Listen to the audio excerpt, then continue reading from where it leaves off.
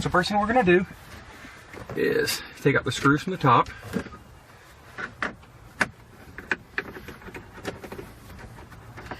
These are just the stars bolts. Take out these two screws.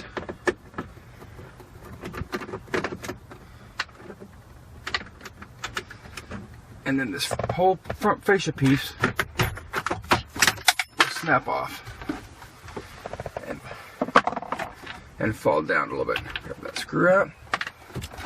What I do is just kind of set it down. Next thing you're going to do is just unscrew the radio. 4 screws on each side. Just use a socket.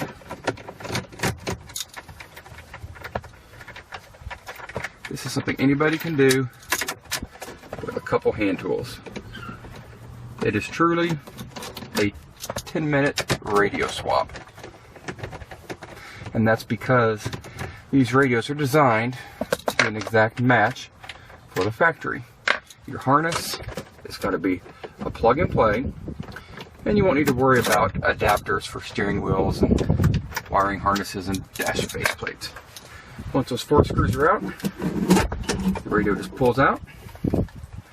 From the back of it, if you can see, we're going to unplug the antenna, unplug the satellite antenna, and then unplug the main harness. Factory radio. The S100 radio match is, you'll notice, the same size, same format. We're not going to use a satellite antenna, but we will use the factory antenna and the factory wiring harness. What we're going to do, we've got an adapter for the radio antenna. We just simply plug in. That gives us our antenna. For the wiring, we've got a separate harness. It looks like this. You'll notice the harness fits directly into the factory harness. Plug it in, clamp it down, and it's solid. From this, we've got a couple wires that plug into the radio, and we're done. First thing we're going to plug in is the main power. You'll hear it beep. Second thing we're going to plug in is the power on. And the third is this lead. Plugs right in. And the nice thing is these are matched so that only the right one will plug in.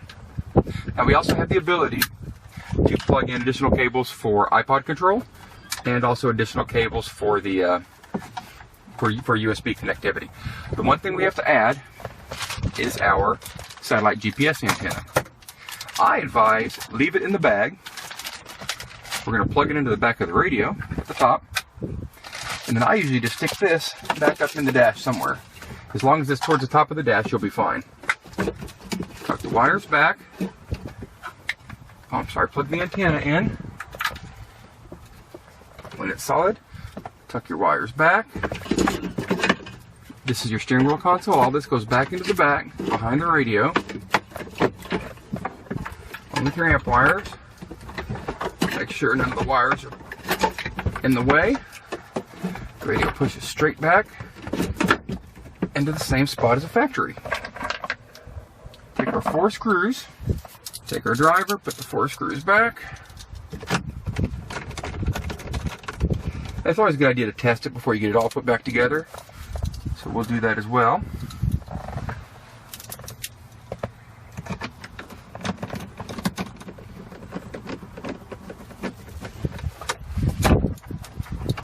Done. Last 2 screws in.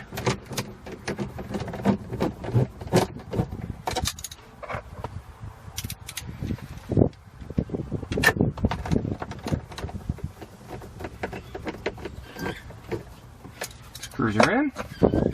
Take our faceplate, push it back up in the spot, snaps in, and we're ready to go.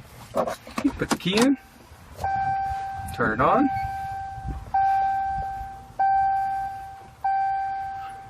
We get our Dodge logo.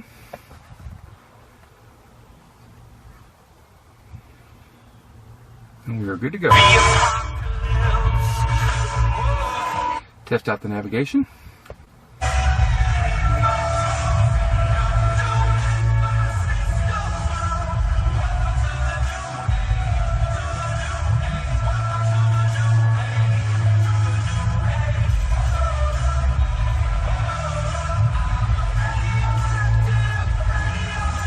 got our GPS signal.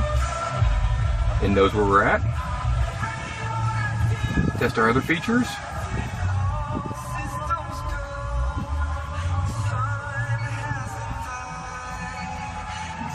All the settings look good.